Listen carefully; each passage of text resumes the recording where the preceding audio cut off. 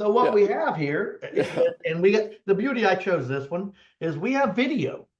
So I'm going to tell you the plaintiff's position, our position. I'm going to tell you what the defendant's position is. Then you're going to watch a video and you're going to see how stupid the defendant's position is. This is not an ongoing case, is it? Oh boy. It's set for trial in May. Oh boy. Yeah. And it's okay for us to do this? I'm plaintiff defendant, sure. Okay. I could name names, it's public record, but there's no need to do so. Okay, yeah, okay. Yeah, so okay. plaintiff, just so you know, out there in TV world, is us, the person that was injured, and defendant is the truck driver that hit him. Okay. All right, so let me. And so the video we're gonna watch is from the defendant. Not yet, though. Not yet. Right. But the video's from the truck driver had a dash cam. And that is the defendant. Yes, the defendant. Okay, so the defendant's point of view. So the plaintiff at the time of the crash, which was July of 2023. So you see how long it takes.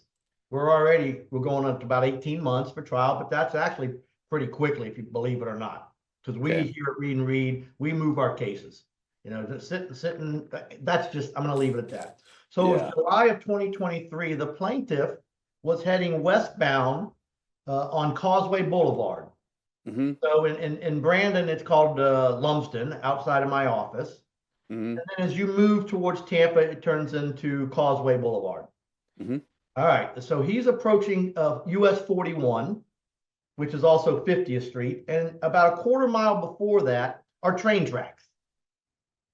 Right. Okay, so what you're going to see is a gas tanker in the left lane. Yeah. It's 2 lanes.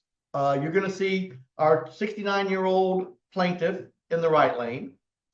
And then you're going to see the defendant semi-tractor trailer from the camera's position. You know, it's in his truck. So everybody's proceeding westbound, basically from Brandon towards Tampa on Causeway Boulevard. Yeah. And the 87,000-pound overloaded semi-tractor trailer is behind the gas truck. So you've confirmed factually that it was overloaded? This is all, these are all depositions. Oh, man. So what I'm telling you are facts. Man. And so doesn't that constitute... the semi-tractor trailer knows that the gas truck is required by federal law to stop at the train tracks. So he moves over into the right lane because he doesn't want to stop. You with me so far? So the plaintiff, little old man, sees the gas truck stopping on the left. And again, you'll see it. There's some trees and the buildings on the right. And, you know, he has driven in Florida forever. And he knows that train tracks can be extremely rough at times. You with me so far? Yep. So he starts to slow down because the gas truck's slowing down, the trees on the right, you know, and then the train tracks. So he's slowing down. Well, the semi-tractor trailer, plaintiff defendant, who's overloaded, can't stop his truck.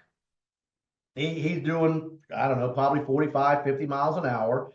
And he just can't stop. So he sees plaintiff slowing down, and there's brake lights.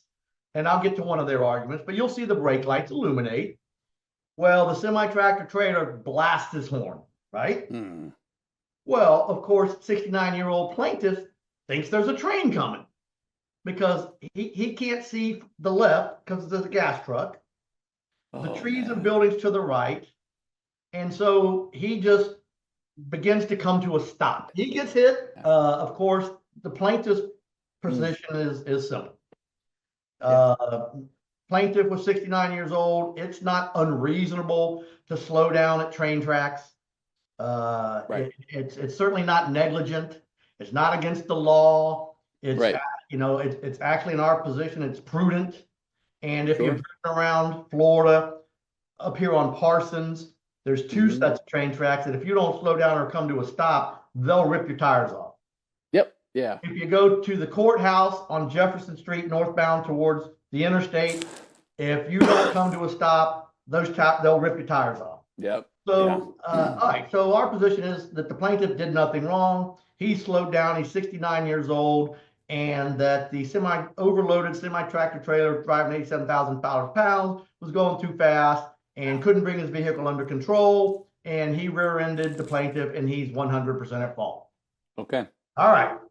Okay. Pretty straightforward. Their argument, Yep. number one, is it was unreasonable and therefore negligent for the 69-year-old plaintiff to slow and eventually come to a stop at the train tracks. They argue that he did not properly provide a signal to slow down and as he's approaching the train tracks. And their position is What do they mean by that? What well, they just cars have brake lights. I don't understand. That the plaintiff improperly stopped his vehicle in the roadway without good cause and without signaling. And their position is he had to put on his hazard lights. Oh, Now, mind you, it's illegal to put on your hazard lights while you're moving. in only a few instances. And the instances don't apply here. One of them is, which is recent, is inclement weather. Up until about a year ago, maybe two, time flies, but up until a year or two ago, you saw people oftentimes driving with their hazards on. Driving with them on. Yeah, but that was illegal. It's supposed to be. But they changed the law to say, okay, if there's inclement weather, now you can drive with your hazards on. And there's a couple other reasons, like the gas truck. Yeah. He had to have his hazards on when he's coming up, but they don't apply. So that's the number one argument. And we've had this discussion with the judge because the trial's coming up, and the judge agreed. That statute doesn't apply. Okay. So their other is, it's called common law. Common law is just judge-made law, case law. Okay. And the common law is So precedent. basically, if you rear-end somebody, you're presumed to be at fault. Okay. Yeah, and there's cases that say that. Okay. You can rebut that presumption if you can come up with a good reason why you rear-ended them. That's called a rebuttable presumption. Okay. Okay. Example, I'm following you right here through my intersection. The light's green, and I'm behind you. You're halfway through it, and you just jam on your brakes for no reason. Okay. Right? Yeah. And I pop you. Yep. Yeah. Or we're both traveling down the interstate, 70 miles an hour, and for whatever reason, don't add facts, TV world. For no reason, you just jam on your brakes, and I pop you. Well, the rebuttable presumption is you stopped at a time and place that would not reasonably be expected. You made a sudden and unexpected stop, right? Right. That can rebut the presumption. The jury could still say, well, Paul, you still rear-ended Jason, so you're at fault. But they could say, hey, yes, you rear-ended Jason, but he put on his brakes when you wouldn't expect him to do so. You with me? Yes. That's what they're saying here. The defense is saying that the plaintiff, 69-year-old, approaching the train tracks, was negligent because he slowed down and then ultimately came to a stop at the train tracks when he didn't have to. And didn't use his hazards to signal. Well, yeah, didn't use his hazards. I don't think the judge is going to allow that. They threw it out there, but the judge didn't like it. Right. Okay. Now, the judge said that, we'll address this closer to trial, and he may or may not grant what's called a summary judgment, or depending on what the evidence shows at trial, what's called a directed verdict, meaning the judge says, defendant, you're at fault. Plaintiff, you're not at fault. We're not there yet. But he has heard these facts as presented, and he's really not buying what they're selling. Good.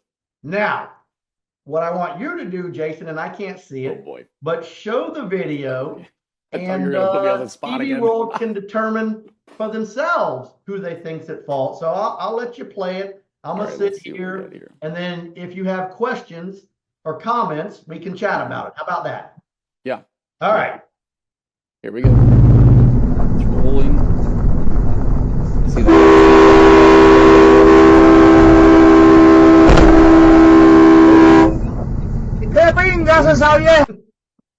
Oh, I didn't catch what he said at the end there, but I didn't. Oh, it's Spanish cuss words. Got you. Maybe I should have bleeped that out. Well, I don't know what he said either. It's that's quick. wild. That's wild. Quick. So the slow version, you're going, 10 Taillights. I mean, Are you showing it again? yeah, I'm going back and forth, like wobbling on the part where he puts on his brakes and then gets popped. Yeah, I can't speak for everyone in TV land, but I think that it's, to me, watching the actual video footage play, it doesn't seem unreasonable um, for him to stop there, especially if it's like he can't see past this, can't see past that. Here's the horn, thinks a train's coming. I think that's a reasonable, in the moment scenario for him to want to be safe and stop, but also, yeah, there's no way that truck was stopping. Well, so here's the kicker. Now, Yeah. think about this, people in TV world. Every time you slow down for a train track, and if you were to get rear-ended, Mm-hmm. do you think you're at fault for slowing down because the person behind you is either not paying attention on their cell phone, or in this case, driving an 87,000-pound overloaded semi-tractor trailer? I think the overloaded part is a huge. Oh yeah, that's problem. admitted. All this is admitted. I'm not making it up. These Yeah. are the facts. Yeah. Well, I think that's a huge problem for them because that's kind of the most inarguable place of negligence. One, it was overloaded. Yeah. Like, period. What do you expect the car to do, or the vehicle to be able to do, the truck itself, whenever it's overloaded? So no. Like, Well, it's like again, if you try to stop a train, it takes a mile to stop the train.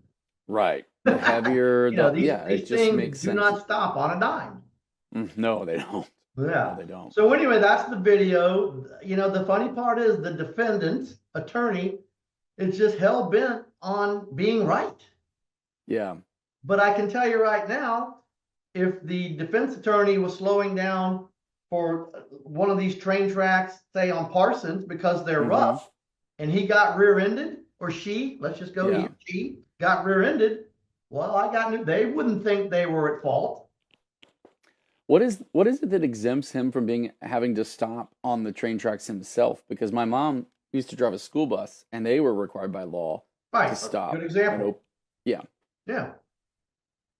Well, I just didn't know passenger why vehicles- he wasn't preparing passenger himself. vehicles Just, they're not required to stop on train tracks. The types of vehicles that are required to stop obviously are for safety. If a train hits a gasoline truck, that's no bueno. Right. If a Or train a school bus. If a train hits a school bus, that's No bueno. So Yeah. all of the reasons articulated by the statute are simply Okay. safety for the general public. So it's more cargo related, not vehicle. Yeah, cargo and the school buses. Yeah. Yeah. Okay. But it's not like the specific size of truck always has to stop or anything like that. It's No, more in like, fact, you're what like, they're you carrying. got a U-Haul. You don't have to stop. okay, gotcha. So it's more, Yeah, okay. and regular semis. Let's say you're a semi carrying, let's call it a dump truck. Mm-hmm. Dirt, dump truck doesn't have to stop. Right. So Okay. it's those vehicles that, if they're impacted with a train, would cause some devastation. Yeah. Gasoline trucks or propane trucks or things of that nature. Well, this is why I think it's so important to have an experienced attorney to handle cases, because, man, like you said, the other attorneys railroading, no pun intended, railroading, because they just want to win, and they do. I get it. They have clients, I they do want to maintain too. their client list. Their job's to represent the defendant. I get it. So I do. Yep. And the insurance company it's a business. They don't want to pay out.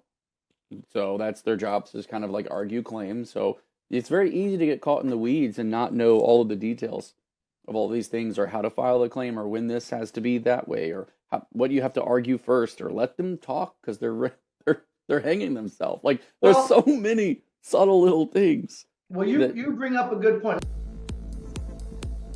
Read and read. It's like having a lawyer in the family.